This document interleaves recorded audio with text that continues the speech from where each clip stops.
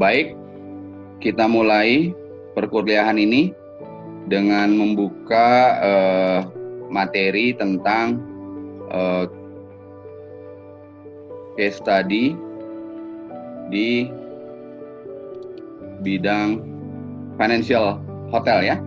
Jadi saya akan memaparkan bagaimana pengembangan dan dampak dari corporate restructuring yang terjadi di Accor Group. Saudara kalau melihat Accor Group itu adalah terdiri dari hotel-hotel apa aja. Mungkin kalau di Indonesia, saudara sudah sangat familiar dengan Ibis, Ibis Style, Ibis Budget, Novotel, Mercure, juga ada M Gallery, ada Grand Mercure. Kalau untuk yang ini premium, untuk yang luxury ada Fairmont, Banyan di Bali ya. Ini grup ini di luar dari Eropa. Bagaimana? Bali sama kayak kita. Oh ya, ya. Kita akan discuss nih, mulai dari company background-nya. Ini sangat menarik perkembangannya. Accor, the most diversified hotel group, ada di 100 negara dan memiliki 39 leading brands. Terbesar tentu saja di Eropa, lahir di Prancis kan. Di Asia Pasifik 31%, jumlah kamar terbanyaknya. Lalu di Amerika Selatan 8%, Middle East and Africa MEA 9%, 5% di Amerika. Awalnya memang Accor itu ekonomi kelas utamanya, segmennya. Tapi pengembangannya nanti akan kita lihat dia mengarah ke luxury and upscale 26%. Walaupun terbanyak keduanya di kelas menengah ya, mid scale-nya. Nah, ini company profile-nya tahun 2019 datanya, pendapatannya dari Accor Group 4 billion in revenue. Tentunya ini kan terbanyak dari managed service dan franchise, bukan dari bisnis volume yang dimiliki oleh semua hotel, tetapi yang dia Accor Group, yang diperoleh oleh Accor Group sendiri. Ada 5.036 hotel in the network, jumlah kamarnya 739, 537. Number one worldwide di luar United States dan Cina. Karyawannya 300.000 orang, 55% diantaranya di bawah, usianya di bawah 35 tahun. Dan masih akan menambah lagi. New hires-nya aja per tahun ini, tahun 2019, 82.000. Restoran and bars 10.000 dan exceptional private residence across the world, seluruh dunia. Dia ada untuk private homes-nya itu 5.000. CSR program dia jalankan, beneficiary untuk program amal dalam bentuk program Accor Solidarity dia tampilkan 450.000 dan juga dari Planet 21 ini dia juga mengikutkan sustainability development, jadi Plan for the Planet, Global Agroforestry Program itu ada di 30 negara dengan target 7,2 juta pohon yang ditanam dalam 10 tahun. Ini adalah CEO dan chairman-nya, namanya Sebastian Bazam. Kita bisa bagaimana pengembangan Accor di mata dia, bisnisnya bisa kita cek, relax ya. We are dealing with the second largest industry on the planet, and we are dealing with an industry who's been growing ever since. Yes, it is a blessed industry, but gosh, is this industry moving fast. Accor is really a unique value proposition.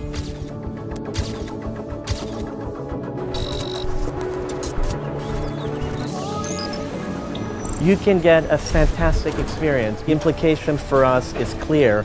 We have to up our game. We've never been so diversified. No, we're not going to stop.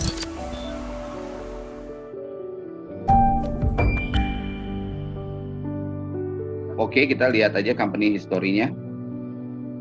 Ini didirikan tahun 1967. Paul Dubrule and Gerard Pelisson. Dia yang mendirikan awalnya itu Société d'Investissement et d'Exploitation Hotelier. Tahun 74 Ibis, awalnya hotel.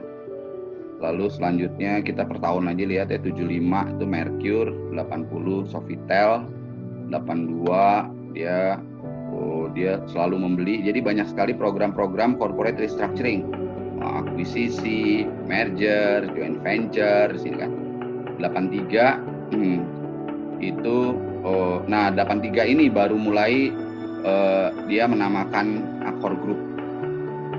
Accor Group dengan tahun 83 itu sudah ada 440 hotel, 1.500 public or institutional restoran, karyawannya 35.000 orang saat itu, dan hadir di 45 negara.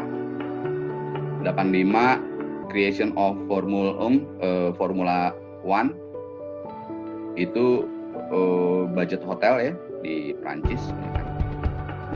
Dan tahun 85 ini juga Accor mendirikan Accor Academy, itu corporate university dulu. Sekarang sudah sangat terbiasa dengan berbagai perusahaan besar mendirikan corporate university, tapi Accor sudah sejak tahun 85. Lalu tahun 90 melakukan akuisisi ke Motel 6 di United States. 99 mulai meng-create suite hotel concept. 2000 dia udah masuk ke dunia online, accorhotels.com. 2002 Sofitel masuk Amerika di Chicago Water Tower. Lalu dia juga mengakuisisi HR consulting firm Davidson terakhir.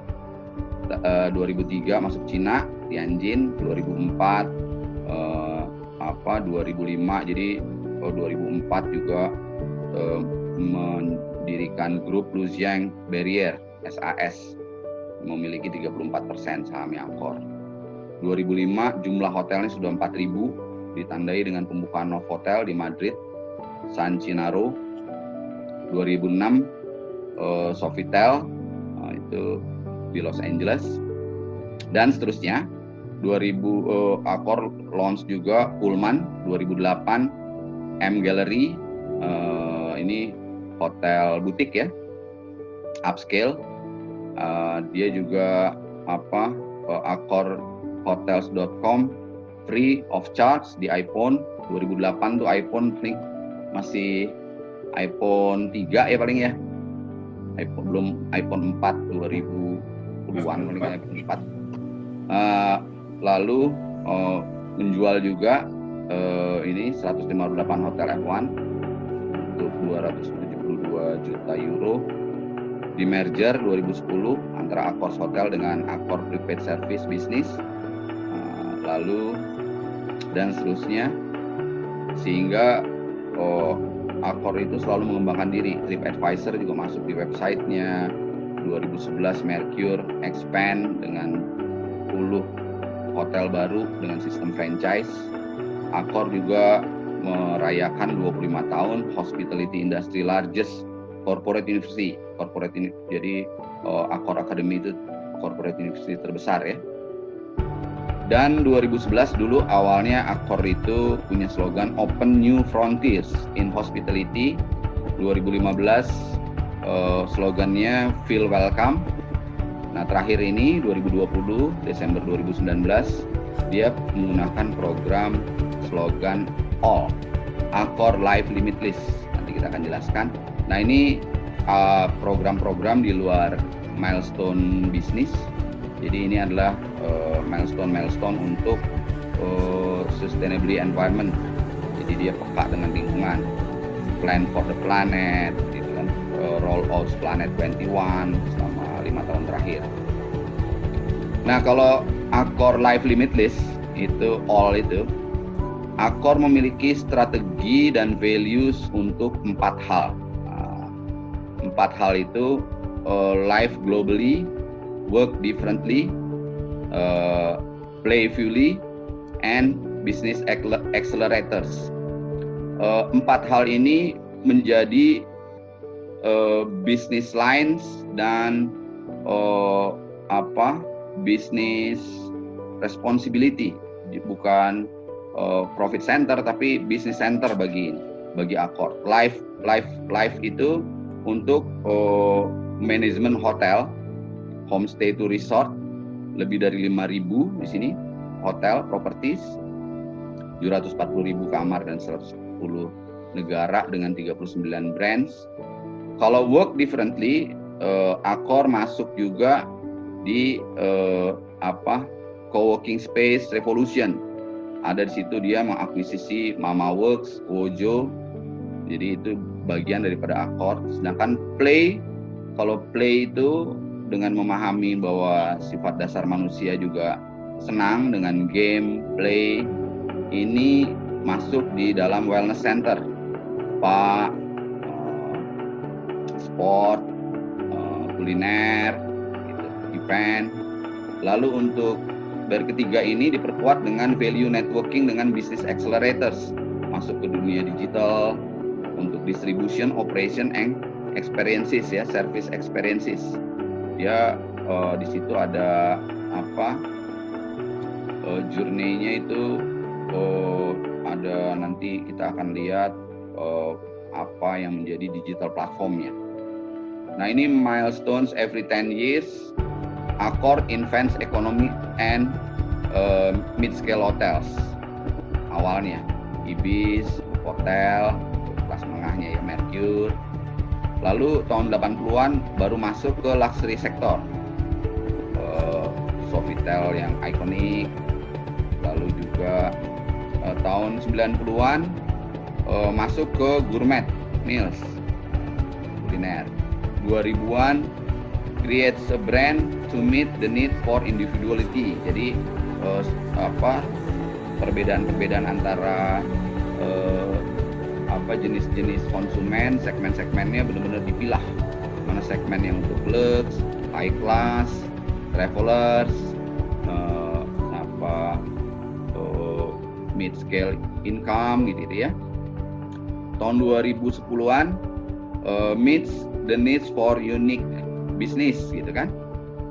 Jadi banyak yang dilakukan, termasuk juga melaunch Pullman untuk businessman, lalu juga untuk luxury dia mengakuisisi Fairmont, Raffles, Swiss Hotel, terus juga membuat partnership dengan Banyan Tree gitu ya.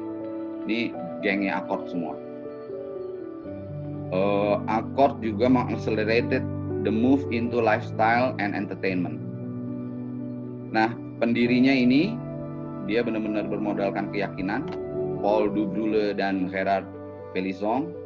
Jadi dibagi Accor ini memiliki 4 corporate platform yang menjadi values-nya: life, work, play, and business accelerators.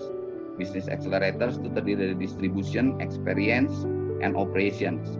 Ada di Edge, digital platformnya, Gecko, Very Chic, Rest Diary untuk menu restorannya, John Paul untuk concierge-nya, dia kerjasama dengan diakuisisi dengan perusahaan penyedia front office concierge ya, operators untuk berkaitan dengan vendor, supplier gitu. Nah, di live sendiri dia bagi kelas luxury, premium, mid scale, and economy. Ini udah jelas. Nah, inilah yang namanya Sebastian Bazin. Sebenarnya saya bisa memperlihatkan share video dan kita langsung saja ke internal analysis. Jadi Accor ini memiliki 5.000 hotel, 740.000 kamar di 110 negara. Pipeline-nya tuh 510 hotel, 75.000 rooms yang sudah ditandatangani 2019. Jadi dia membuka satu hotel setiap harinya gitu. Sebenarnya kalau jumlah hotel terbanyak di Eropa 1.375 dibandingkan dengan Asia Pasifik 1.200. Tetapi jumlah kamarnya lebih banyak di Asia Pasifik, nomor 1 baru di Eropa gitu ya. Kalau dari jumlah kamar, baru berikutnya di Prancis tentu saja tempat berdirinya dia. Selanjutnya Afrika Middle East, Amerika Latin, terakhir North America, karena North America itu dikuasai oleh biasa ya Hyatt, Hilton gitu ya. Inggris juga sebenarnya interkontinental gitu ya. Dan ini empower talentnya, pemberdayaan talent di sana, dia menggunakan menyebutnya Heartist, adalah gabungan dengan heart and artist. Bagaimana bekerja dengan hati dan fokus pada seni lah ya, bekerja itu dengan ketulusan. Dia ada 200 lebih jenis pekerjaan di 110 negara, 300.000 dari 300.000 karyawannya yang tergabung dalam Accor Brands. Accor juga kalau kita lihat dia 54% pegawainya tadi di bawah 35 tahun. Engagement rate-nya tinggi, cukup 77%, jadi turnover-nya kecil. Lalu tetap memiliki ini bisa dibuka di careers.accor.com untuk job over 37.000 lebih. Kampus regionalnya ada 900 lebih trainers certified by the Accor Academy. Tergabung dengan 150 sekolah pariwisata, university ya, sebagai partnernya yang diversity-nya masuk dalam member RISE. Ini untuk program sustainability-nya for planet, diversity-nya planet for the planet. Dia menginginkan tidak ada food waste, berkurang 30% by the end of 2020. Terus juga urban vegetable gardens dibangun 1.000 by the end of 2020 gitu. 35% GM-nya diinginkan wanita, jadi ada diversity di sini. Bisa dibayangkan dengan 5.000 hotel itu 140 juta handuk dicuci setiap tahunnya ya, dengan 200 juta meals diserve. Komitmennya by the end of 2020 dan selanjutnya itu Accor memiliki Plan 21 acting for positive hospitality, intinya begitu. Jadi inklusif, karyawannya engage ke guest untuk sustainable experience, eliminated plastic, co-innovate with partnersnya and so on. Dan untuk program amal ada namanya Solidarity Accor. Dia melakukan juga untuk meningkatkan ekonomi dan sosial bagi vulnerable people.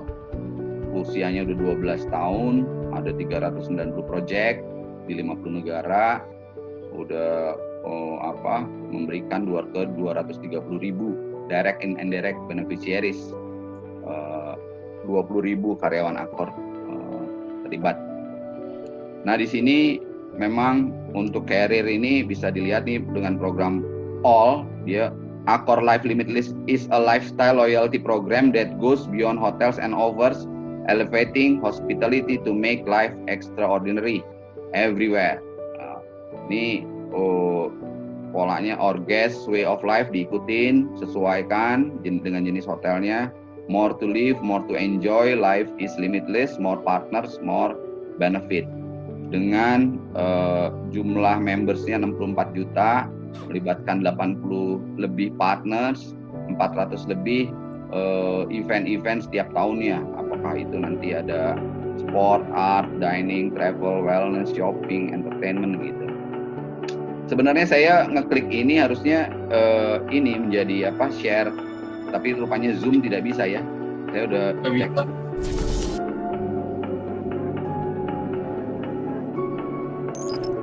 Who is behind Accor? How many people defend Accor values in 100 countries? Heartist is something we should be shouting. Think with your heart. Your expertise will make it happen. We have a wonderful Accor Academy. We train 100,000 people every year.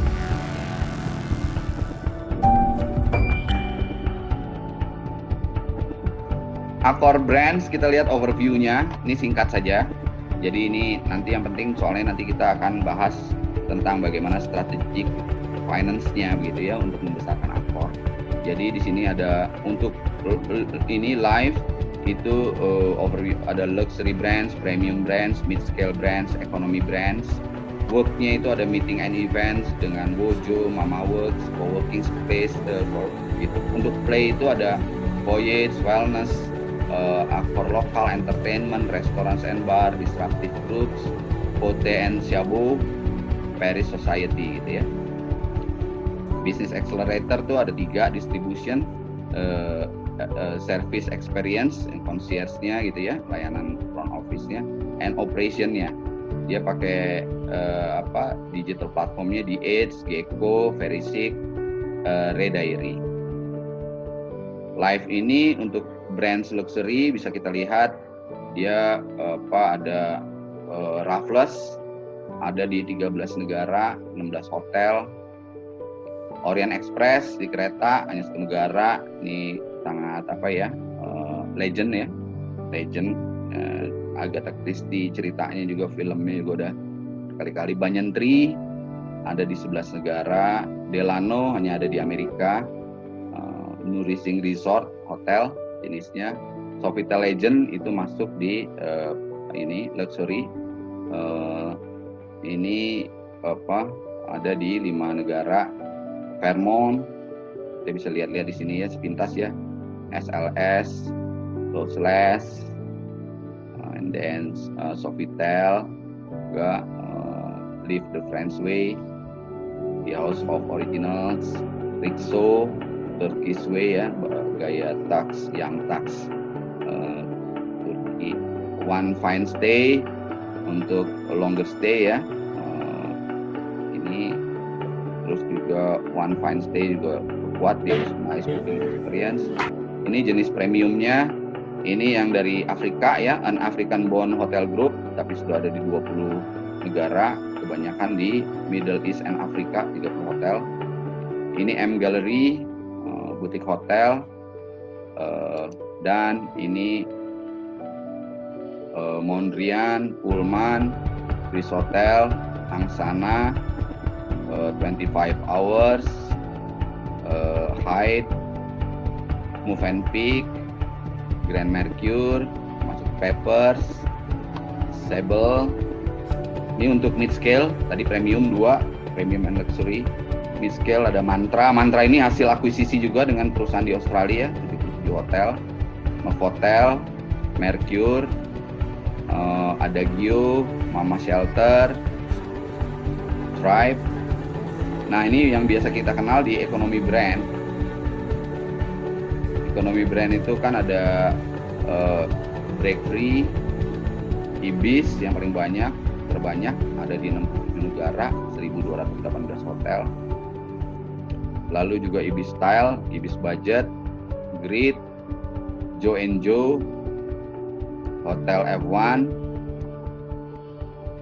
Untuk work itu ada meeting organizer, tergabung nih 26.000 event organizer seluruh dunia, ada 18.000 meeting rooms di berbagai jenis hotelnya ya, over 700 event a day worldwide. Jenisnya tuh ada Wojo di sini, The Future of Work Starship. Ini memasukkan juga anak-anak milenial, perusahaan-perusahaan startup. Occupy the Office masuk juga jadi satu bagian daripada strategi hotelnya. Untuk Play ini kita sekedar ini ya, snap aja ya. Traveling to the Futures, untuk di Orient Express, lalu ini juga untuk wellnessnya, ini juga untuk Accor lokal itu sesuai dengan kalau ada jamuan lokal. Ini untuk nightlife-nya, La Nuit, restoran, disruptif, Pote Shabu, Paris Society, Business Accelerators-nya juga dia memiliki ya. Distribution, di Edge nih teknologi platformnya untuk revenue management, booking hotel, yang satu dengan global revenue systemnya Accor. Ini Gecko Group juga diakuisisi oleh Accor juga. Perisik untuk juga digital platform juga. Race Dairy ini untuk menu ya. Dan juga untuk pelayanan experience dia mengakuisisi juga John Paul untuk concierge dengan for digital aids ya. Patient Excellence Innovation. Lalu juga untuk operationnya dia ada Adoria untuk catering restoran group ya, ada Astor untuk digital solutions untuk operationnya dia. Nah sebenarnya ini juga saya ada bagaimana layanan itu dikompres dengan dengan suatu videonya. Tapi sulit, nanti kita akan belakangan itu. Nah jadi kalau untuk MNF itu adalah Managed Service dan Franchise 2019 itu memang terbesar masih di Eropa karena luxury-nya di sana, luxury hotelnya 51%. Jadi luxury hotel di Eropa dengan Accor, tapi di Amerika dia nggak bisa, dia makanya di Amerika hanya kecil aja. Untuk North America 13%. Karena luxury hotel di Amerika bukan Accor yang menguasain ya. 21% di Asia Pasifik, dan ini angka berkembang terus. 10% Middle East and Africa, 5% di Amerika Selatan. Revenue-nya by business line itu dari 4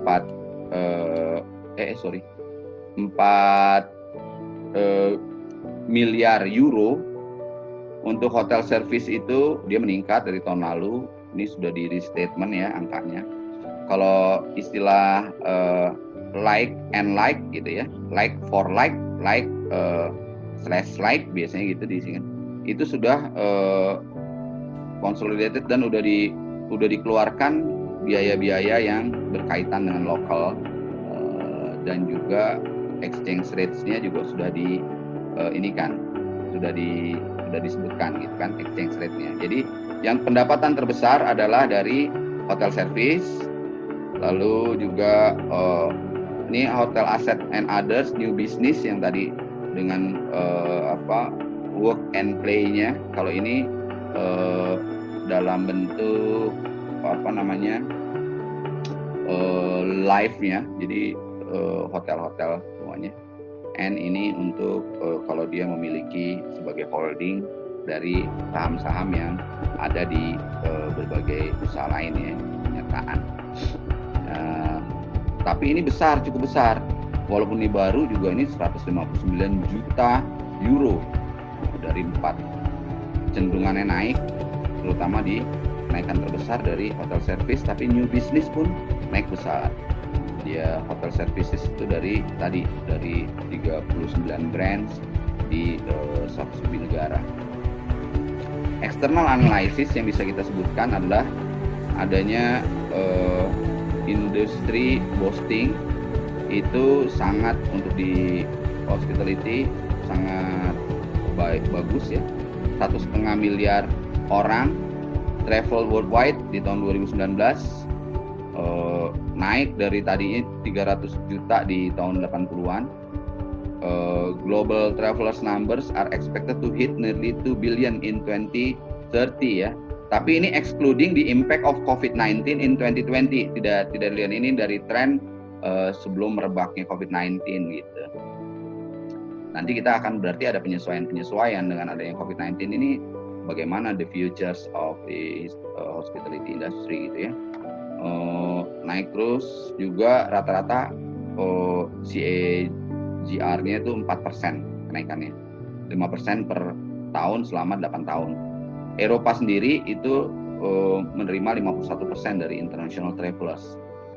Jadi gambarnya di sini adalah kalau kita lihat peningkatan terus, walaupun ada perang Irak, ada SARS, ada financial crisis, tapi kecenderungan naik rata-rata 4%, dan sampai tahun 2030 diperkirakan seperti itu. Kenaikan dari para turisme ini merupakan opportunity dari hospitality industry yang bisa di-grab oleh para hotel chain. Dan projected CAGR for global tourism and travel spending ini peningkatannya terutama di India dan Cina 11%, Western Europe, Middle East, kalau Asia Pasifik selebihnya itu 6% saja. Nah, ini juga merupakan peluang. Independent hotels represent the vast majority of the global offer and very significant development potential for change. Sekitar kira-kira di dunia ini ada 30 juta hotel. Nah, masih fragmented. Misalnya di Asia Pasifik, setengah-setengah. Itu ada 52% itu merupakan hotel chains. Nah, selebihnya 48% itu dari independent hotel yang dimiliki sendiri. Eropa 32% saja hotel chains-nya. Ini jumlah rooms per 1.000 inhabitants, 1.000 penduduk gitu kan. Itu 2. Di Eropa 12, padat dia ini hotelnya. North America 16, 5, 2. Sedangkan tapi sebenarnya di Eropa ini tantangan buat chain hotel. Di di Asia Pasifik juga tantangan. Sebalikan dari Eropa adalah North America. Justru North America pengennya hotel-hotel para konsumen tuh menggunakan hotel yang chain hotel dibandingkan yang independent hotel dari sendiri gitu, bangun sendiri. Dan nah ini kalau tadi adalah opportunity, sekarang kita lihat ini merupakan tantangannya.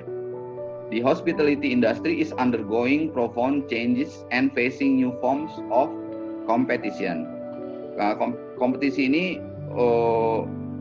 bentuknya baru karena terbesar hotel-hotel itu menjadi semakin besar itu karena adanya consolidation among players seeking economies of scale. Dia melakukan semua hotel itu rata-rata melakukan merger and acquisition strategies yang didesain untuk memenuhi beberapa core objectives, termasuk sudah external analysis sudah kita pahamin permainannya. Nah, yang paling ini juga yang paling mendisrupt juga dunia industri perhotelan adalah digital technology, dan itu banyak sekali masuk platform-platform digital yang bisa mengkonvergensikan bisnis hotelnya. Jadi ada 4 di sini, ada white label hotel bookings, new distribution, ada Airbnb untuk dia gabung dengan online travel agencies dan meta search engine. Ya kita mulai banyak lah, mau itu nanti ada Oyo yang macam-macam ya. Lalu hotel chain yang termasuk dalam Accor, dan digital disruption-nya di sini juga ada berbagai ini sendiri juga, hotel advertising and booking. Belum lagi banyak juga perusahaan-perusahaan yang white label ini, entah ada Pertamina dengan hotel-hotelnya sendiri, Telkom juga punya hotel, bangun hotel sendiri misalnya gitu. Accor di tahun data 2016 itu dia di keempat ya, di bawah Hilton, Marriott, Intercontinental, Wyndham Hotel Group, Eta Uni ini United States, Royal Muni United Kingdom, di Prancis. Ini jumlah kamarnya sudah sangat besar sekarang sih, sudah lebih dari ini tahun 19. Jumlah hotelnya juga udah 5 ribuan. Ini angka 2015 ini berarti dia sebelum diterapkannya IFRS 5 ya, masih belum di restate. Itu ini jumlah kamarnya, jumlah kamar hotel nasional itu. Ini juga kekuatan dari merger akuisisi. Top 10 mondial des groupes hoteliers avant et après fusion et acquisition. Jumlah kamar ini kan dari sananya ya, avant et après, before and after gitu ya. Ini justru Accor kurang sesukses hotel-hotel yang lain. Jadi di sini kita menggambarkan bahwa kesuksesan dari hotel-hotel besar itu Hilton, Marriott. Nih Hilton langsung jadi kedua dibandingkan Marriott karena adanya gabungan antara Marriott dengan Starwood. Starwood itu kan juga jumlah hotelnya banyak sekali. Cuman untung kemarin Accor dengan Fairmont ya, Raffles. Nah, yang penting di sini adalah saudara-saudara kita harus memahami model bisnis and strategi Accor agar memahami bagaimana pertumbuhan dan perkembangan Accor seperti saat ini kan itu. Karena Accor business model is unique in the travel industry, operating 5.036 hotel di 100 negara kan. Jadi the group is leader everywhere in the world other than the United States and China, gitu, di luar Amerika dan China. Ini dia ada 4 strategic driversnya, generate traffic and foster loyalty. Yang penting itu platform-platformnya banyakin dulu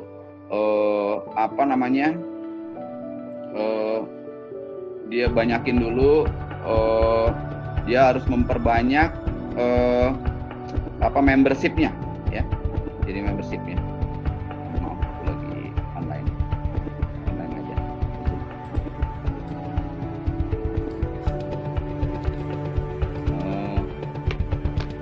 Dan juga accelerate growth, optimize the model, promote positive hospitality. Human capital itu highly diverse and inclusive. Semua dia tidak eksklusif. 19.000 karyawan di head office-nya aja di Accor Group. 200.000-nya di berbagai dan 80.000 di restoran-restoran di berbagai cabang hotelnya tentu saja. Lalu talentnya di sana, di expertise-nya, marketingnya, corporate culture juga inovasinya. Business capital dia melayani 250 juta customer dan 64 juta card holders, gitu ya. 39 brand study spanning all segment diversified to the distribution channels-nya. Asset light network ini penting sekali. Jadi leadership in Europe and emerging regions, karena dia juga mau untuk supaya tidak termakan oleh Airbnb, oleh Oyo, oleh apa yang dari Singapura itu? Itu. Airi.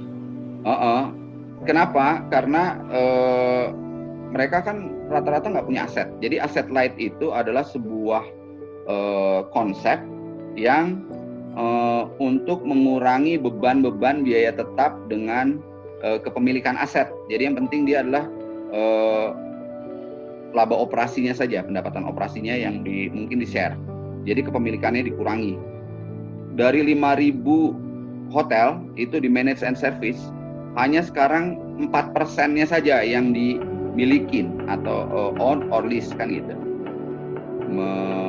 Itu jadi semuanya itu aset light-nya diperkuat di Accor nih. Financial capital-nya juga diperkuat. Cuman grade investasinya dia turun nih, BBB minus dari plus ya, credit ratingnya. Nah, dia perlu mengoptimize balance sheet and sound financial structure, jadi supaya perbedaan net debt per EBITDA-nya itu lebih bagus artinya. Jadi tidak ada beban. Nah, ini gambar di sini kalau kita lihat ini didasari oleh dia mengatakan konsepnya adalah augmented hospitality, life, work, play, and for unique customer experience. And then di bawahnya itu nanti diperkuat dengan tentu saja business accelerators-nya, Accor Life Limitless dengan 80 business partners. Dia menjadi partner bagi hotel owners. Jadi Accor bertindak sebagai agentnya para hotel owners on behalf ya. Lalu human capital yang ditangani ini 300.000 dan dia jadi hospitality service offerings-nya terutama hotel chains dan new business hotel chains yang itu.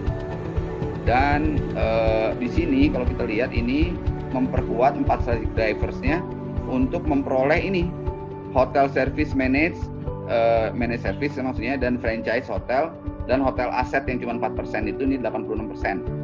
Kalau dari manage service dan aset itu dia memperoleh dari trademark fees, jadi dia bayar brandnya Accor, whatever ya, mau Ibis, mau apa kita bayar, service fee dan insentif bonuses, terutama kalau untuk manage service. Kalau service fee itu kalau costing dan semuanya ditanganin oleh Accor Group ya sebagai manajemen. Dari bisnis volume 22 billion euro itu dikeluarkan untuk pembelian ke supplier, vendor dan sebagainya itu 5 billion untuk pengeluaran karyawan juga. Dan ini kontribusinya ke global GDP itu 35 billion. 35 billion itu setara dengan sekitar berapa? 600 triliunan ya. Gitu. Nah, luar biasa kan? Revenue-nya yang kemarin itu 4 billion itu setara dengan kalau katakanlah euro itu 16.000 dibandingkan rupiah itu sudah hampir 60 triliunan kan gitu. Hanya dari itu keren ya, yang terbesar adalah dengan managed service dan franchise. Tidak memiliki hotel-hotel lagi, itu namanya program asset light gitu ya dalam finance, strategic finance. Dari 4 billion itu dikeluarin untuk upah dan pengeluaran karyawan itu 1,9 billion euro, triliunan juga ya. Dan untuk purchase para vendor, supplier itu hampir 1 billion lah gitu kan. Belum lagi terus yang lain-lain untuk Planet 21, carbon strategy, plastik, komitmen Accor, solidarity untuk amal dan sebagainya. Sehingga Accor, a global ecosystem of augmented hospitality service ya, dia benar-benar augmented, tidak hanya live tapi work and play.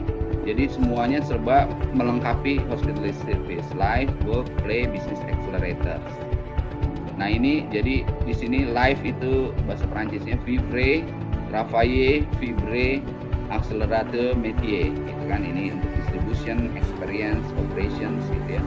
Travailler untuk pekerjaan co-working space, Wojo, Mama Works, kira-kira gitu. Jadi dia punya bisnis lainnya dibagi 3, dari hotel services, yang tadi hotel-hotel 39 brands tadi, 5.000 hotel, new business yang baru-baru saja dengan ekosistem baru dia, dan hotel aset yang masih tinggal 4% tadi kan, yang paling ada di Australia dan Brazil. Under its various banners, Accor operates 4.787 privately owned hotels under management and franchise contracts. Nah, terus lebihnya itu masih dengan itu ya, dengan own or leased ya.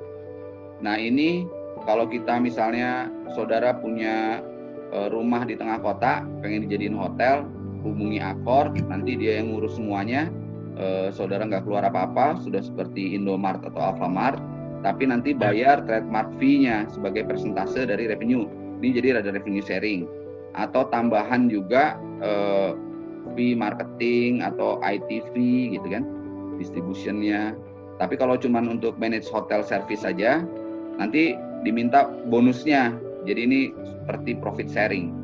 Program Asset Light itu dari 2014 Accor melakukan transformasi hingga 2020 ini sekarang dia dari 58%,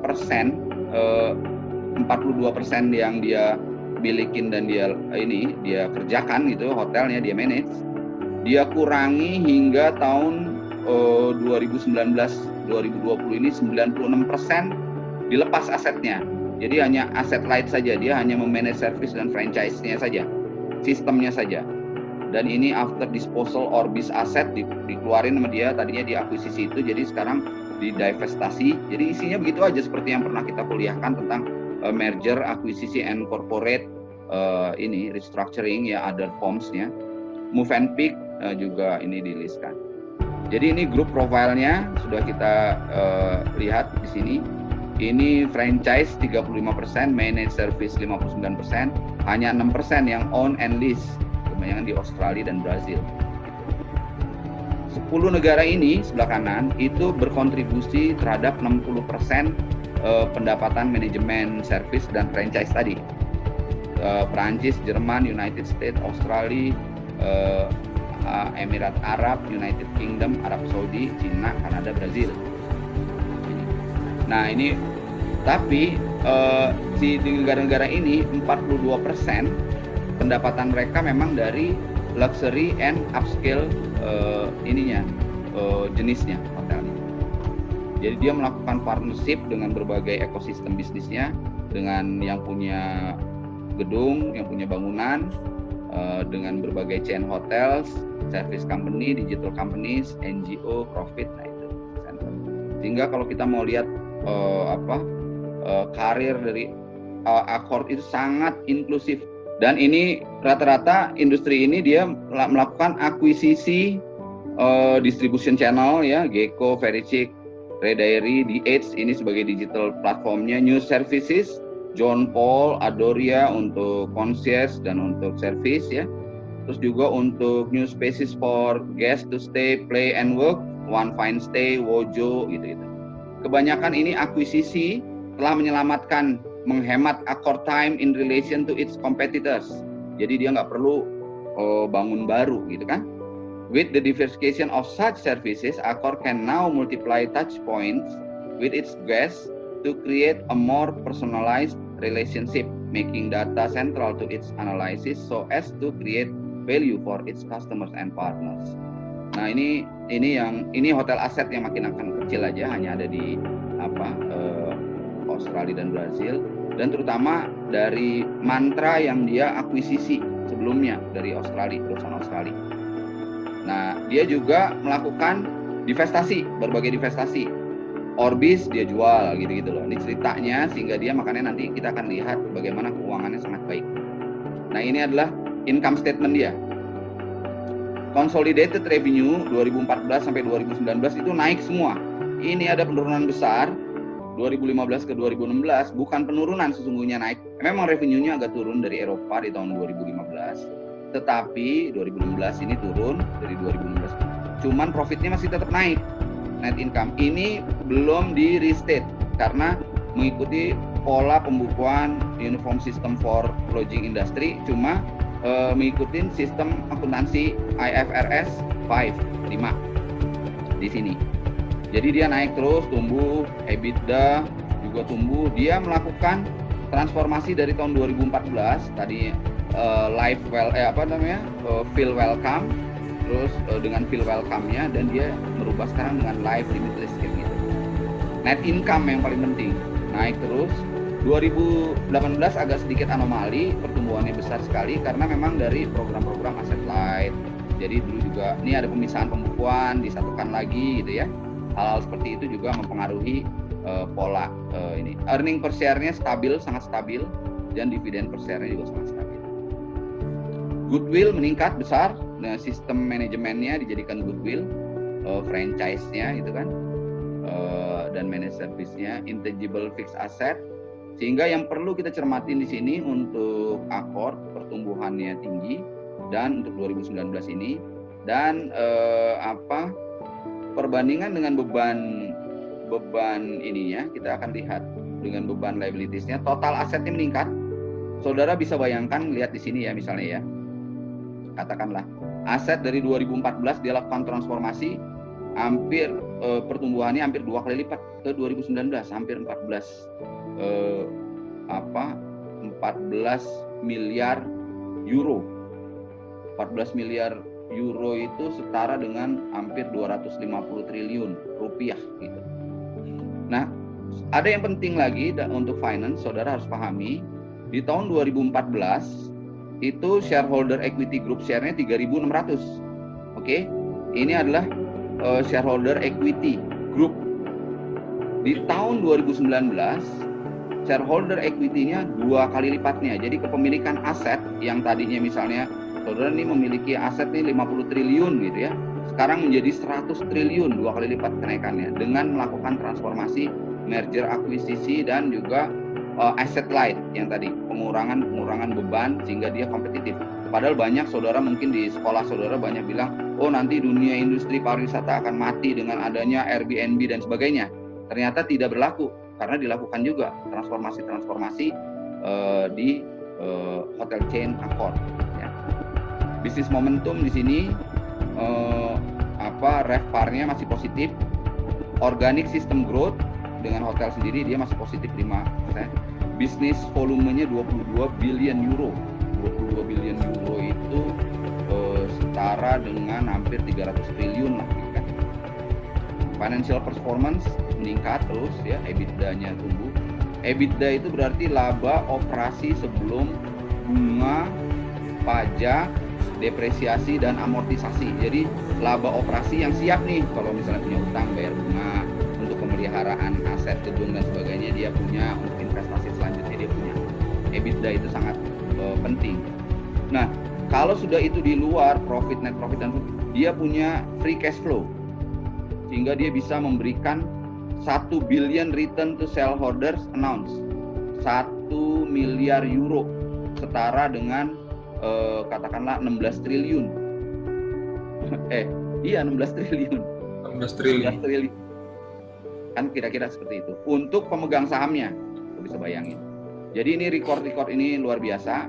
Di samping dia punya hotel yang banyak ini, dia juga ada pipeline over next 5 years yang udah dibangun-bangun, yang udah mau jadi, tambahan lagi 1.200 hotel dan 208.000 kamar in the pipeline. RevPAR-nya masih positif walaupun ini, sehingga revenue growth-nya tinggi sekali. Jadi hotel service terbesar. Saudara tidak bisa mengecilkan juga artinya new business yang dibangun, karena 159 juta euro itu setara dengan hampir 3 triliun rupiah gitu. Hanya dengan new business, kan luar biasa setahun gitu ya. Nilainya itu masuk akord semua gitu. Ini masuk akord semua. Ini hanya dari manajemen and franchise revenue bersihnya, bukan yang masih dibagi-bagi dengan orang lain. Untuk Accor Group yang di Perancisnya sendiri, untuk Sebastian Bazang dan teman-temannya itu yang tadi berapa ribu orang gitu ya. Bukan yang dibagi, yang 300.000 orang itu, yang 200.000 orangnya udah masuk dalam costing, dalam ini kontrak kan. Ini yang bersihnya. Ini EBITDA-nya sudah bersih, udah dikurang-kurangin lagi dengan biaya-biaya yang di kantor pusat, gajinya Sebastian Bazang dan sebagainya. CEO-nya ini masih ada solid EBITDA-nya 825, yang benar-benar laba operasinya udah dikurangin semua biaya-biaya, kecuali buat bayar bunga, pajak, depresiasi gitu ya. Depresiasi kan bukan cash. Jadi ini strong management and franchise EBITDA. Sehingga, nah ini juga ada catatan sedikit untuk performance by Matra. Itu di Asia Pasifik itu dia punya revenue-nya kan untuk Accor 33%, setengahnya itu dihasilkan dari hasil akuisisinya dengan Mantra Group. Mantra Group itu diakuisisi waktu lagi kesulitan di Australia. Ada US-China trade war dan sebagainya, diakuisisi oleh Accor. Sehingga progress solid on merger and acquisition integration itu dari FRHI ini dengan tambahan 6.000 kamar dibuka. Nanti ini waktu dia diakuisisi tahun 2016, Mantra diakuisisi di Mei 2018, lebih semuanya deployment-nya sukses. Move and Pick tuh nanti diakuisisi diakuisisi di 2018, disiapkan nanti untuk tahun 2021 maksudnya gitu. Dia mengkoneksikan B2C langsung menggunakan D8 dan sebagainya. Sehingga dengan kemajuan ini juga luar biasa, new bisnisnya itu karena bisnis baru kan masih investasi, dia makin berkurang, mau break even, tinggal minus 2 lagi biaya-biayanya, karena revenue-nya kan tadi udah besar. Accor Live Limitless update itu di premiumnya itu sudah meningkat dia, partnership revenue-nya meningkat, membership dari 64 juta member juga meningkat, run rate-nya begitu kan. Sehingga hasilnya Accor itu telah melakukan suatu radical transformation dari aset light yang tadinya hanya 58% dimiliki oleh orang luar, sekarang itu 96% dimiliki oleh orang luar. Accor hanya memanage dan memberikan franchise dan memanage saja. Jadi dia nggak punya beban memelihara aset, dia nggak punya beban macam-macam, gitu. Nggak punya beban betulin bangunannya, investasi, tidak, untuk di fixed asset. Dan dia mengarah dari economy class ke luxury, more upscale and lux, dan memberikan fee sukses 41% transformasinya. Dan dia lebih global company-nya. Jadi international manajemennya juga berjalan. Tadi di 2016 itu di luar Prancis hanya 26%, sekarang di luar Eropa itu 58%. Maksud saya di luar Eropa ya. Bisnis volumenya 58% itu di luar Eropa. Jadi ini kesuksesan inilah yang dia nih aset light-nya dia jual-jualin, sehingga dia udah nyiapin untuk pengurangan hutang. 430 juta. Sehingga kesuksesan seperti ini setelah sekarang upscale luxury-nya juga besar, juga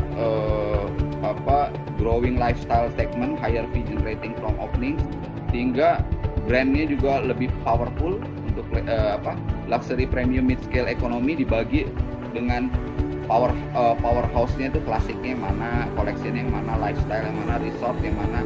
Jadi resort itu ada di premium, ada di luxury. Jangan salah, regional itu ada macam-macam, ada Peppers, Art Series, Mantra, Breakthrough, Hotel F1. Nah ini yang tadi kita sudah sebutkan, pendapatan dari 10 negara itu memiliki 60% pendapatan terbesar dari manajemen and franchise fee. Networknya juga sangat besar di Asia Pasifik juga.